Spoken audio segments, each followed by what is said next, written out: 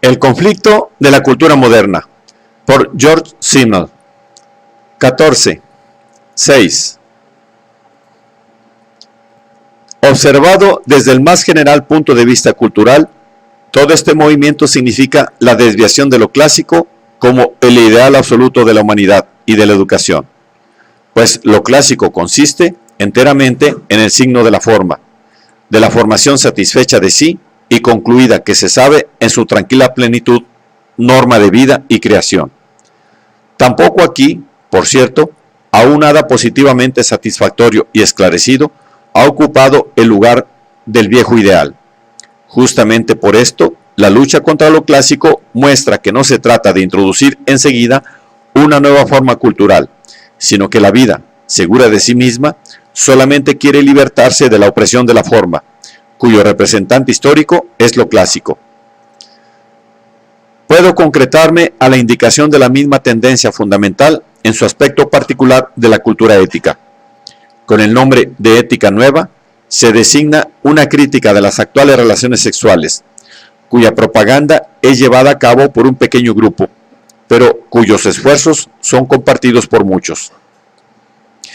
Esta crítica se dirige principalmente contra dos elementos del estado de cosas existente, el matrimonio y la prostitución.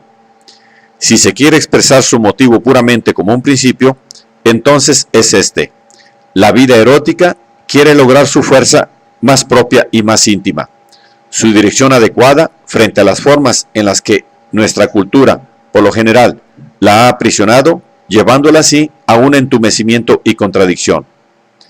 El matrimonio, mil veces contraído por otros motivos que los propiamente eróticos, la corriente viva de este vínculo que mil veces lleva el empantanamiento o rompe su individualidad en tradiciones inflexibles o crueldades legales, la prostitución, que ha llegado a ser casi una institución legal que imprime a la vida amorosa del hombre joven un desarrollo innoble, caricaturizado en contradicción con su naturaleza más profunda. Estas son las formas contra las cuales se revela aquí la vida inmediata y legítima, formas que quizá en otro estado cultural no eran tan inapropiadas, pero que ahora concitan contra sí las fuerzas que irrumpen de su fuente más recóndita. Incomparablemente, en forma más evidente que en los otros dominios culturales, puede comprobarse aquí cuán poco corresponde hasta ahora la nueva formación positiva al motivo fundamental perfectamente positivo de la destrucción de las formas.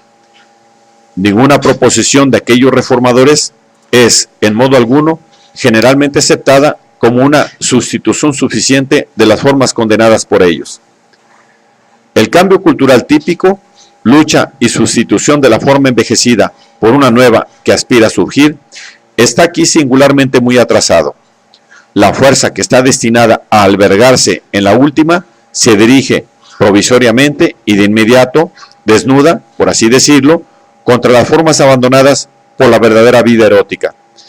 Pero con esto se encuentra en el vacío, incurriendo en la contradicción y a menudo acentuada, porque la vida erótica necesita, luego que está de cualquier modo en conexión con la cultura, absolutamente de una forma.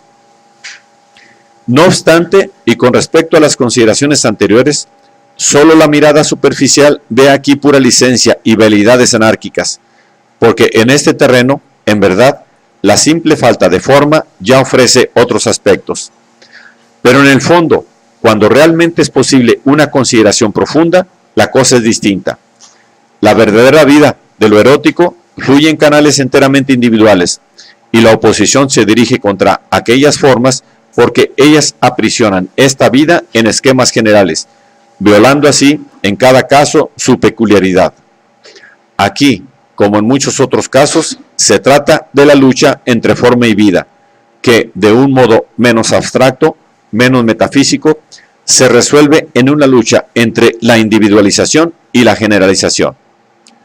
Un estado de espíritu general dentro de la religiosidad actual exige, en mi parecer, una explicación del todo semejante. Vinculo esto al hecho, observado desde hace 1 o 2 décadas, que no pocas personalidades espiritualmente avanzadas satisfacen sus necesidades religiosas con la mística.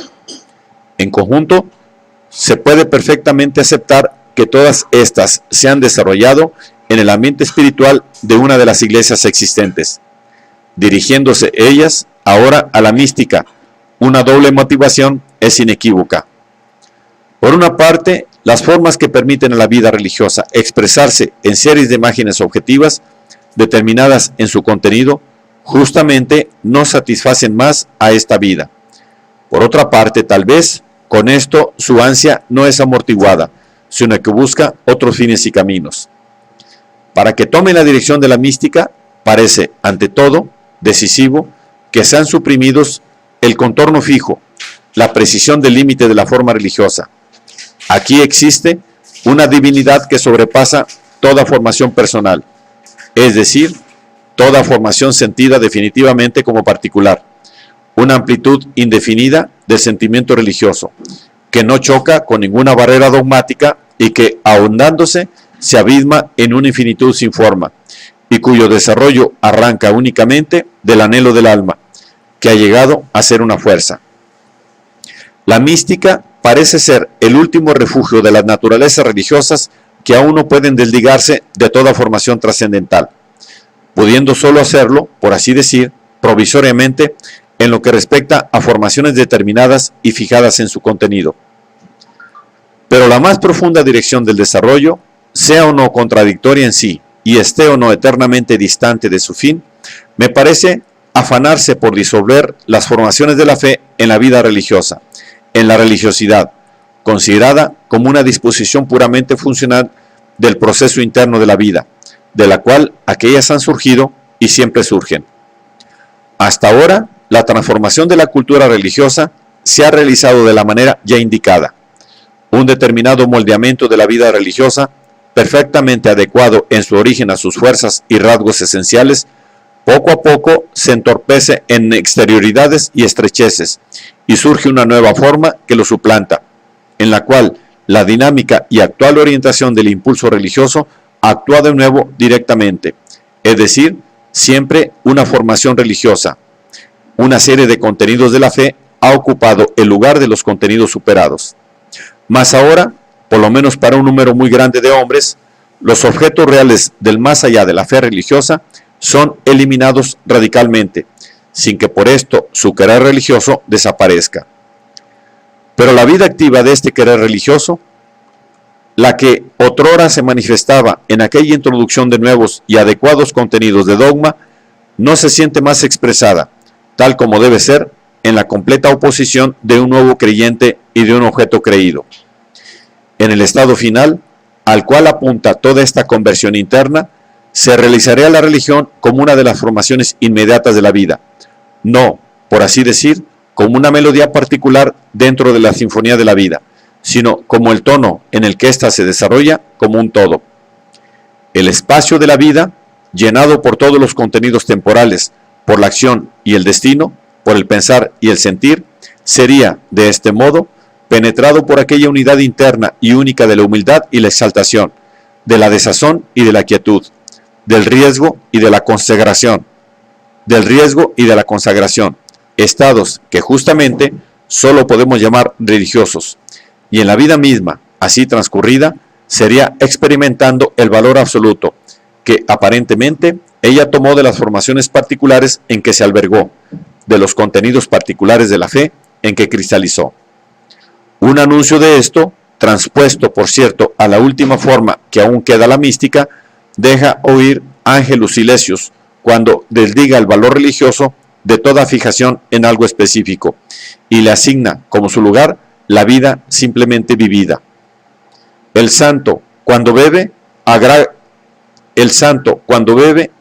tanto a Dios como cuando reza y canta.